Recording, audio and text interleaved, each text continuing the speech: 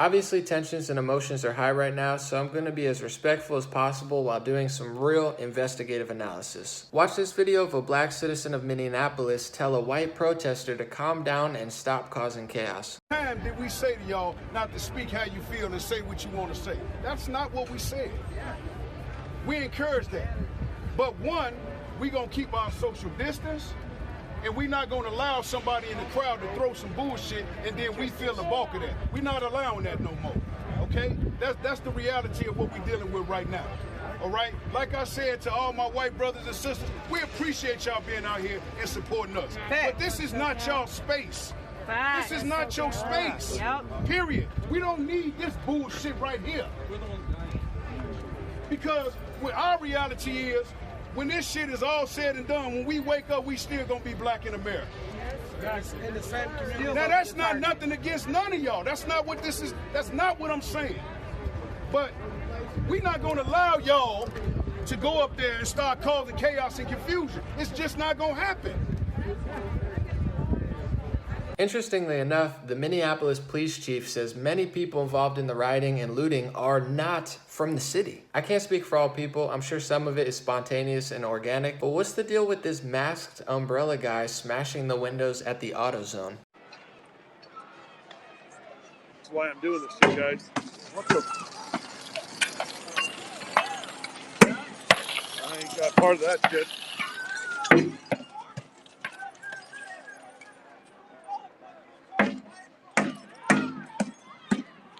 Dude.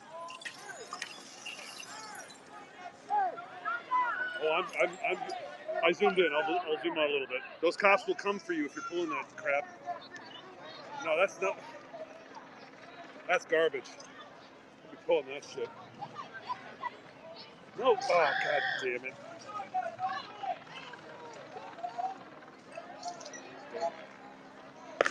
If you follow up on this clip, the weird part is the protesters don't even seem to know who he is and actually chase him down to complain about what he did and almost gets in a fight with him.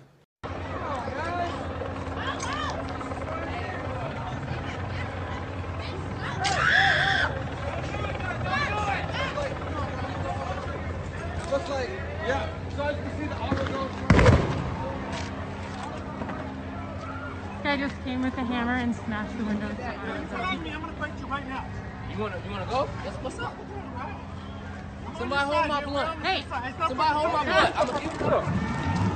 Hey. Are you a cop? What's up?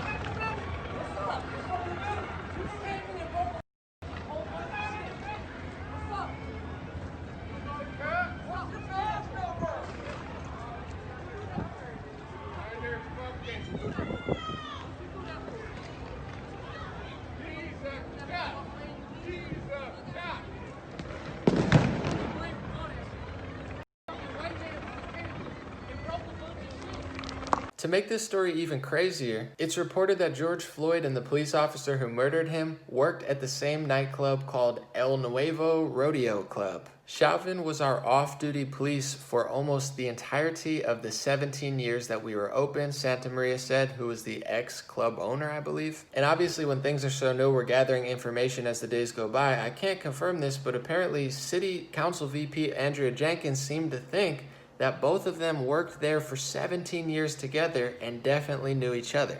You know, I think it's really interesting that right across the street from where Allie is standing is a restaurant called El Nuevo Rodeo. George Floyd worked at that restaurant. So did Officer Chauvin. They were both bouncers at that restaurant for 17 years. So Officer Chauvin, he knew George. They were co-workers for a very long time. So multiple things. First of all, what the heck is going on? Obviously, there's a bunch of pain, anger, outrage, and chaos. But the more you look into this situation, the sketchier and sketchier it gets, like the stuff I showed. And obviously, I like compassion, sympathy, and empathy, and people saying real stuff. But when something like this happens, every opportunist, phony celebrity, and corporate-backed activist just comes in to pour fuel on the fire with no real direction. You might not like believing that every liberal celebrity and activist doesn't have your best intentions at heart, but this isn't a new concept. Malcolm X talked about it years ago. Check it out. Today, you could point to a large number of Negro leaders who have consistently betrayed Negroes in a whole host of areas. They aren't really Negro leaders. These are puppets that have been put in front of the Negro community by white liberals. These are parrots that have been put in front of the Negro community by white liberals. You can't name me a Negro leader who has been betrayed Negroes, who has not been endorsed, sanctioned, subsidized, and supported by the white liberals. And to be honest, the more I listened to him speak about phony puppets in every community, he didn't hold back. He talked about Jewish, white, black, conservative, liberal. The guy was on point, and I'm guessing that's why we don't learn that much about him in history class, and I'm going to do a whole video explaining more about him later this week.